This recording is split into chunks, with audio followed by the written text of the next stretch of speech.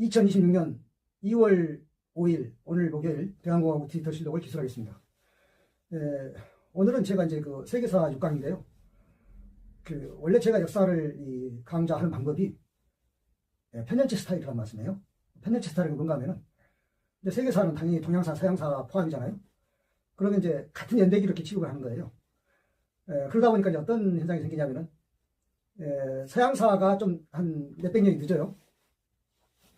그러니까 이를테면 뭐 트로이 전쟁부터 이야기를 해도 동양사 같으면 이미 이제 트로이 전쟁 이전 역사가 있고 그러는데, 이제 아무래도 동서양사를 동시에 취급할 때는 이제 동양은 한나라, 서양은 로마, 이게 이제 가장 그래도 비슷한 시기이기 때니까, 그리고 또 동서양을 막론하고 이제 그 제국의 대표 제국이니까, 그 동시대를 취급을 해서 지금 계속 5강까지 왔는데, 그러다 보니까 이제 어떤 현상이 생기냐면은 한나라 이전 동양사가 좀 쏙 빠진 느낌이 있죠.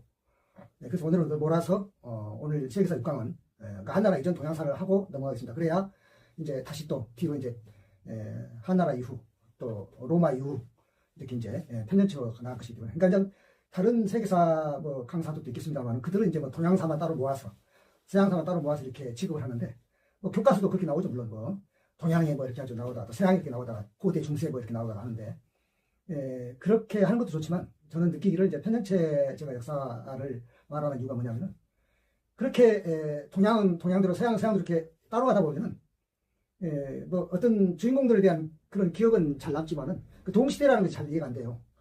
그러니까는 한나라 제국이 있을 때 로마도 제국이 있었다는 그런 동시대가 있는 것인데, 그런 게 잘 이해하기 어렵기 때문에 저는 그렇게 이제 엮어서 편년체로 한단 말씀이에요. 그러니까 로마 이전에는 되는 트로이 전쟁을 쓴 사람은 호메로스고, 그 다음에 이제 그리스 페르시아 전쟁을 쓴 사람은 헤로도토스고, 그리고 이제 펠로폰네소스 전쟁을 쓴 사람은 이제 그 투기디데스인데, 이게 이제 서양사는 딱 뭐 어떻게 보면 그뿐이죠. 그리고는 이제 나중에 알렉산드로스가 나오면서 이제 동서양 융합하는 이제 그런 모양이 나오기 때문에 생각보다 간단하죠. 뭐 그 안에 무슨 뭐 그 카이사르라든가 뭐 이런 주인공들이 있긴 한데, 저는 이제 편년체 역사를 하는 이유 자체가, 기전체가 아닌 이유 자체가 어떤 개인 영웅주의 뭐 이런 거를 저는 싫어하기 때문에.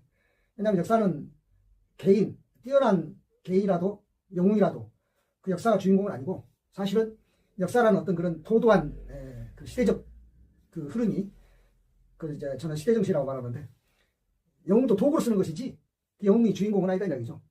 무슨 드라마를 만들면 영웅이 주인공이겠지만 또 제가 말하는 세계사는 드라마는 아니니까. 그러니까 이제 그 시대의 정신이 영웅도 도구로 쓴다 이런 관점이에요. 이거는 이제 상당히 중요한 차이가 있습니다. 가깝게는 뭐 지금도 무슨 뭐 이승만 영웅화, 박정희 영웅화 이런 사람들은 개인의 어떤 영향에서 크게 그 비중을 두는데, 저한테 물어보면 비중을 둘 만한 가치도 없지만, 그걸 떠나서, 가치가 있고 그걸 떠나서 어떤 사람이든지 시대정신의 도구로 되었을 뿐이다. 그러니까 무슨 말이냐면은, 박정희 시대 때 잘 살아보세라는 것은 박정희가 내건 캐치프레이즈이긴 하지만, 그럼 박정희가 아닌 다른 사람이 하면 그 사람은 잘 살아보세를 안 했을까? 그렇지 않죠. 왜냐하면 박정희 18년은 미안하지만 우리가 북한보다 가난했으니까 하고 싶은 얘기 뭐겠어요. 북한보다 가난한 나라가 지금은 세계적으로 제일 북한 거지나 다르겠는데 잘 살아보세밖에는 더 필요한 캐치프레이즈가 또 있겠어요? 그런 거예요. 그러니까 편년체라는 게 그런 스타일이에요. 그럼 한나라 이전에도 개인으로 말해가지고 무슨 뭐 이야기를 하려고 하면은 끝도 없죠. 마지막 한나라 이전에 초안지만 하더라도 아주 대하소설이고 드라마니까 항우와 유방의 그 대결이 얼마나 그 스토리가 많아요. 그런 걸 이야기하고 있으면 한도 없죠. 또 그걸로 뭐 세계사가 중요한 것도 아니고, 왜냐하면은 항우든 유방이든 불과 몇십 년 역사라고 하는 긴 강물에 쓰인 도구에 불과하기 때문에 이것이 이제 편년체 스타일이에요. 자, 서로는 그렇게 하고요. 그러니까 이제 황하 문명이 하상주, 더 앞에는 이제 뭐 사망 오제 시대가 있고 뭐 요순 시대가 있고 이런 것은 이제 전설이니까, 그것은 뭐 여러분이 다른 뭐 전설에서 들어보시면 될 것 같고, 제가 취급할 필요는 없는 것 같고요. 그 요순 다음에 이제 하상주 아닙니까?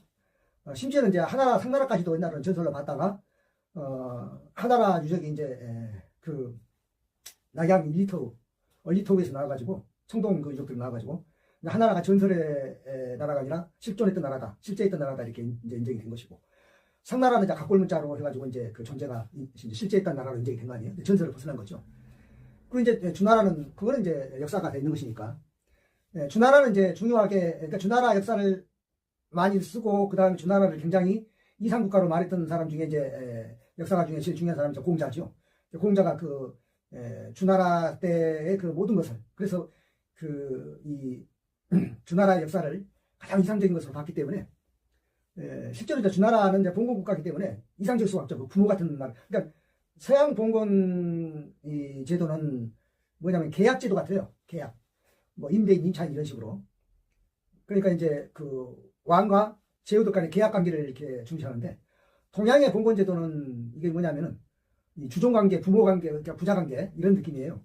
실제로도 이제 그 봉건 국가들은 이제 제후들을 아들로 보고, 제후들은 또 그 왕을 이제 아버지로 본다든지 이런 느낌. 그런 것이 또 굉장히 미덕이죠. 또 공자가 미덕이라고 말했고, 그 공자는 이제 춘추라는 그 노나라 역사를 쓰면서 노나라만의 이야기 쓴 것이 아니라 그 당시에 춘추 시대를 전부 이렇게 연대기를 해가지고, 그러니까 춘추 시대가 나라가 수도시 많았겠죠. 조각 나라들이. 근데 거기서 대표적인 게 춘추 5패라고 해서 제진초 5월 이렇게 5개 있는데, 공자가 이제 그 거주했던 노나라만 하더라도 그 5패 안에 안 들어간 약소국이었는데, 어떻든 그 춘추 시대의 그 역사를 쓴, 그러니까 춘추 시대가 한 몇백 년 되는데, 한 3, 400년 되는데, 그 춘추 시대란 말이 왜 나왔냐면은, 엄밀하게 말하면 그것이 동주 시대거든요. 그러니까 주나라가 서주 시대와 동주 시대가 있어요. 서주 시대는 그 수도가 지금의 시안, 정확히 말하면 호경이라고 하는데, 호경이라고 하면 이제 지금 뭐 그 지명이 따로 남아있지 않아서 알 수 없으니까 지금 지명으로 말하면 시안 옆이라고 보는데, 시안이라고 봐도 돼요. 그 호경에서 도읍을 했다가 그 서주 시대, 동주 시대 때는 이제 낙양으로 옮겼어요. 그러니까는 시안에 있을 때는 시안이 이제 그 한자로 서안 아니에요. 그러니까 그때는 호경 때는 이제 서쪽이니까 그때는 이제 서주라 그러고, 낙양은 동쪽이니까 이제 동주라 그러는데, 동주 시대가 다시 이제 전반기는 춘추 시대고 후반기는 전국 시대인데, 그 합해서 춘추 전국 시대라고 해요. 그러니까 우리가 춘추 전국 시대란 말은 동주 시대란 말도 되는 것인데요. 서주 시대 때는 이제 주나라가 완전 봉건제라고 하면은 동주 시대 때는 약간 이제 주나라가 뭐랄까 좀 약간 붕괴됐달까요? 아주 깨진 건 아닌데, 이제 그 제후들이 쉽게 말하면 좀 이제 머리가 붉어져 가지고 그 주나라 왕실에 대해서 약간 좀 심하게 말하면 이제 옛날처럼 호락호락하지 않고 약간 뭐랄까 독립성을 강조하려고는, 그래도 춘추 시대 전반기는 그렇게 무례하지 않았어요.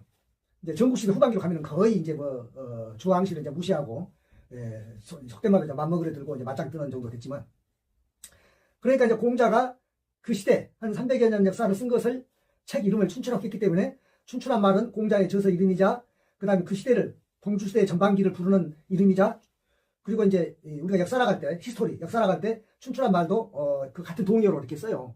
그렇게 된 것이죠. 그 춘추 시대 때는 이제 여러 개 소국들이 있는데, 중요한 제후국이 제나라, 진나라, 초나라, 오나라, 올나라. 여기서 이제 진나라는 나중에 나오는 그 진시황의 진나라 그 나라가 아니고 한자가 달라요. 그러니까 이제 이게 중국어로 하면 이게 소리가 달라서 알 수 있는데, 우리 한국어는 똑같이 진이라고 해가지고 쓸 때 잘 모르는데, 왜냐하면 그 진시황의 진나라는 이제 중국어 발음으로는 친이거든요. 이 지금 춘추 5패, 춘추 여러 소국 중에서 5개 패권 국가가, 그거 진나라는 이제 중국의 발음으로도 진이라고 나오는 거고, 그렇게 이제 5개 나라가 있어요. 그러니까 이제 제나라는 지금 그 산동 쪽으로 있고, 그 대부분 이제 뭐니 그 베이징이라든가, 그 다음에 그 북쪽으로, 지금은 만주 쪽으로는 이제 소국 연나라가 있었으니까, 근데 연나라는 이제 패권국가는 아니고 오히려 제나라의 그 영향이 있는 것이라고 이해하면 될 것 같고, 그 다음에 이제 진나라가 아까 다시 말했죠. 나중에 나오는 진시황이 그 진이 아니라고. 그건 친이고 이건 진인데, 진나라가 이제 호경을 중심으로 해서 낙양이라든가 중앙에 있고, 그러니까 이제 좀 적당한 비교는 아닌데, 여러분 이해하려면 이제 지금 경기도 안에 서울 있잖아요. 그러니까 경기도 같은 자리가 이제 진나라라고 생각을 합시다. 왜냐하면 한국 지도하고 중국 지도하고 뭐 다른 것도 아니지만, 그래도 여러분이 감을 잡아야 하니까. 그 제나라는 이제 뭐냐면 강원도 쪽에 있는 거죠. 동쪽에. 그럼 이제 진나라가 이제 경기도 쪽에 있다고 이렇게 생각하자고. 왜냐하면 경기도 안에 서울이 있는 것처럼 진나라 안에 이제 호경이 있었으니까, 낙양도 있었고. 그 초나라는 이제 뭐냐면 이제 남쪽이에요. 남쪽인데 이제 그 충청도라든가, 그 다음에 이제 그 전라도, 이렇게 이걸 이제 초나라라고 생각하자고요. 중국 지도로 말하면. 그 다음에 오나라, 올나라는 이제 오나라는 경북이고 올나라는 경남, 이렇게 생각하면 돼. 이제 감이 잡히죠. 한반도하고 모양은 좀 다르지만 중국 지도로 봤을 때 제진초월이 그렇게 자리하고 있었다, 이렇게 하시면 돼요. 그래서 이제 뭐 소국부터 불러야 이게 다 뭐 그건 이제 시군구라고 생각합시다. 여기 있는 것들은. 그러니까 공자의 공자가 살던 노나라는 이제 강원도 안에서도 쉽게 말하면 이제 어디 춘천쯤 된다 할까요? 이제 소국이니까 그렇게 이해하시면 되겠네요. 그래가지고 서로 이제 먹고 먹히는 싸움을 했을 거 아닙니까? 그래서 진나라, 그러니까는 아까 이제 경기도를 내가 비유를 했죠. 진나라가 세 개로 쪼개집니다. 전국시대 하면은 어떻게 쪼개냐면 한, 이, 조 이렇게 쪼개져요. 거기서 한은 이제 뭐냐면은 중국인들을 한족이라 할 때 쓰는 한자는 그 한수 한자고, 여기 진나라가 세 개로 쪼개진 한이조의 한자는 정말 우리 한국의 한자 그 한자예요. 그 한나라, 그 한시들 나라 그 말이죠. 조는 조시들 나라고, 그 다음에 이제 이는 이시들 나라고 이제 한이조 이렇게 쪼개지고, 제 나라는 이제 그렇게 있는데 그 위에 이제 연나라가 생겨요. 만주 쪽에. 그러니까 처음에도 연나라는 있었는데 그건 소국이었고, 그러니까 제 나라한테 말하면 꼼짝 못한 소국이었는데 춘추시대 때는, 정국시대 때는 이제 제 나라만큼은 아니지만 거의 비슷하게 이제 커졌어요. 만주 쪽에. 그렇게 이해하시면 되고. 그 다음에 이제 남쪽에 초월 있잖아요. 처음에는 오나라 월나라 사이에서는 결국은 오나라가 월나라를 한번 먹으려고 했다가 거의 망을 뻔한, 그래서 거기서 이제 부차와 그 구천 이야기가 나오는데, 그래가지고 결국은 그 구천이 자기가 부차의 노예를 하면서까지도 쉽게 말하면 이제 훗날 보복을 위해서 위장전을 쓴 거죠. 위장 충성을. 거의 이제 부차가 방심할 정도로. 그게 이제 와신상담 이야기인데, 그래가지고 부차가 정말로 방심해서 나중에 월나라가 원나라를 먹어요. 5월 동준이 뭐 이런 말 다 많이 나오죠. 왜냐면 원수국가도 서로 같이 협력할 때 있다 그런 말인데, 또 원나라 월나라 사이는 앙숙이었어요. 그러니까 이것도 이제 우리 지도를 아까 비유하자면 경북과 경남이 앙숙이었다고, 적당한 비유는 아니지만 여러분이 그래가지고 감지 안 테니까. 그래가지고 경남이 경북을 먹었어요. 쉽게 말하면 월나라가 원나라를 먹었단 말이에요. 그런데 바로 먹은 지 얼마 안 돼서 초나라가, 그러니까는 충청 호남으로 생각했던 그 초나라가 그 5월 땅을 전부 다 차지해요. 남쪽은. 그러니까 이제 어떻게 됐든 7개 때 이제 전국시대가 됐어요. 7개 때 그냥, 그러니까 초나라는 남쪽을 영원하면 다 먹은 거고 하나죠. 그 다음에 이제 서쪽에 그러니까 지금 충남 서쪽이라고 치니까 경기도도 반도 안 하고 충남도 반 이제 딱 잘라가지고 진나라라는 게 이제 그 진시황이 진나라 나중에. 나중에 진시황이 진나라 천하로 통일했지만 그때 춘추시대 때는 전국시대 때는 춘추시대 때는 소국이었고 전국시대 때는 이제 좀 이제 실력자가 되긴 됐어요. 왜냐면 첫 번째 7개 나라 중에 전국 칠흥 중에 첫 번째니까. 그래가지고 쫙 그러니까는 인천으로부터 평택이라든가 이렇게 쫙 해가지고 그 다음에 목포까지 딱 이게 진나라라고 한번 생각해보자 이거예요. 길쭉하게. 그리고 이제 초나라는 이제 영원함하고 이렇게 차지하고 있는 것이고, 그리고 한, 이, 조 진나라 끼니까 경기도가 그러니까 세 조각이 났다고 보자고요. 경기도가 조그맣게 세 조각이 난 거죠. 그리고 이제 강원도는 춘추시대 때는 제나라만이었는데 그것이 이제 어떻게 했다고요? 연나라가 소국이 커져가지고 이제 강원도도 두 조각이 나가지고 북쪽 강원도는 연나라고 남쪽 강원도는 제나라가 이렇게 하자고요. 그러니까 중국지도 거듭 말은 중국지도 한국지도 다르긴 하지만 방향은 좀 맞는 거예요. 동서 방향은. 그래가지고 이제 결과적으로 진나라가, 그러니까는 인천, 평택, 목포로 쭉 뻗쳤다가 이 진나라가 완전히 전체를 이제 통일하잖아요. 그 통일하는 순서가 이제 제일 먼저 그 망한 나라들이 경기도에 세 개로 쪼개졌으니까 당연히 쪼개지면 더 약하잖아요. 쪼개졌기 때문에 제일 먼저 진나라에게 먹히고, 그리고 이제 초나라가 먹히고, 그리고 이제 제나라가 먹히고, 이렇게 해가지고 진나라가 이제 천하 통일하죠. 연나라도 먹히고 해가지고. 그래서 이제 진시황이 진나라가 나오는데, 진나라는 이 춘추시대 때, 사실은 춘추시대 때는 소국이었다 했는데 소국이었어도 서쪽에 있어가지고 진나라 땅이 전체 중국 중에서 가장 척박해요. 그렇지 않겠어요? 왜냐하면 티벳이나 쪽에 뭡니까? 그 사막지대 있는 그쪽이니까는 지금도 척박하죠. 척박한데, 그러니까 이제 가장 약소국일 수밖에 없었죠. 그래도 이제 계속 그 힘을 길러가지고, 왜냐하면 그 약소국들이 이제 척박하니까 누가 그걸 쳐다볼 줄 아니까, 진나라는 어떻게 보면은 힘이 강해서 누가 안 쳐들어간 게 아니라 거기 뭐 먹을 것도 없으니까 척박하니까. 그래서 어떻게 보면 보존됐다고 봐야죠. 어떻든 그래도 그 진나라는 계속 그 국력을 키우고 국방력을 키우고 그 다음에 개혁을 하고, 그 진나라가 그 개혁한 것이 많아요. 내용이. 그러니까 중국의 역사를 보면 유가라든가 도가라든가 법가라든가 이렇게 제자 백가가 있는데, 법가를 제일 먼저 받아들인 나라가 진나라거든요. 법가는 뭐냐면은 현대적인 좀 더 개혁적인 정치제도, 질서 이런 거, 말 그대로 이제 법이 있다는 말은 율령을 잘 갖춘다는 이야기니까 그런 율령 체제를 잘 갖추는 나라니까 개혁적일 수밖에 없겠죠. 유가나 도가나 이런 것은 어떻게 보면은 좀 그 학문을 앞세우고 좀 그러니까 앞으로도 문학이 흐르기 쉽고 이렇게 하지만, 그래서 이제 진나라가 천하를 통일하게 된 것이죠. 그러나 진나라는 이제 그러니까 사실 이제 진시황이 천하를 처음 통일했는데, 그래서 진시황이 유명한데, 사실은 진시황보다 훨씬 윗대들, 그 진나라 목공이라든가 또 효공이라든가, 그리고 이제 진시황의 아버지는 뭐 빨리 죽었으니까 냅두고, 그 부왕이 진시황이 뭐 할아버지 그 이때로 그 아버지하고 할아버지는 그 명이 짧아가지고 빨리 죽었고, 진시황으로 말하자면 이제 증조할아버지죠. 증조할아버지가 굉장히 뛰어나고, 또 증조할아버지가 고조할아버지가 뛰어나고 이렇게 해가지고 굉장히 뭐랄까 이 토대를 잘 닦아줬어요.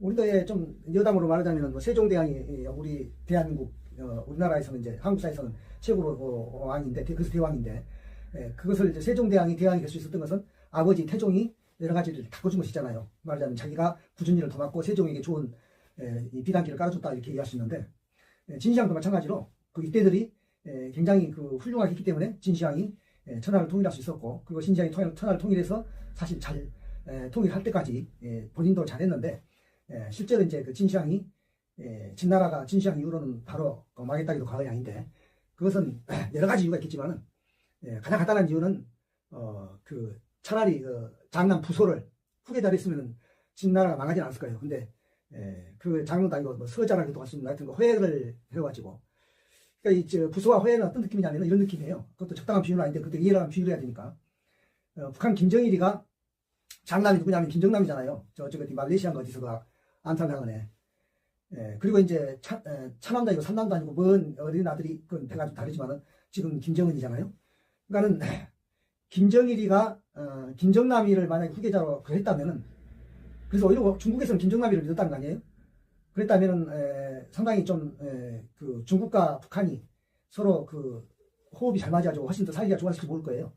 근데 뭐 어쨌거나 그건 이제 역사의 가정이니까 김정은을 이제 세웠는데, 지금이야 이제 김정은이 나이가 인간이 못습니다만 처음에 세울 때는 나이도 어렸잖아요. 그 마찬가지로 진시황도 호해를 후계자로 했는데 호해가 나이가 어렸어요. 어리니까 당연히 진시황은 죽고 나니까 뭐 호해가 그것이 뭐 나이가 어리니까 한간들한테 당연히 우선 논의감이 되고 해서 진나라가 이제 그렇게 해서 망했죠. 망하고 이제 초안지가 나오는 거죠. 초나라 서초 패왕, 초패왕 항우와, 그 다음에 그 사실은 그 한 고조 유방은 항우 밑에 있던 한왕이에요. 그러니까 분봉왕이었는데 어떻게 보면 이제 맞먹게 됐고, 마침내는 맞먹었다가 이겨서 항우는 지고 유방은 이겨서 한나라라고 하는 나라가 세워진 거죠. 여기까지가 한나라 이전의 역사.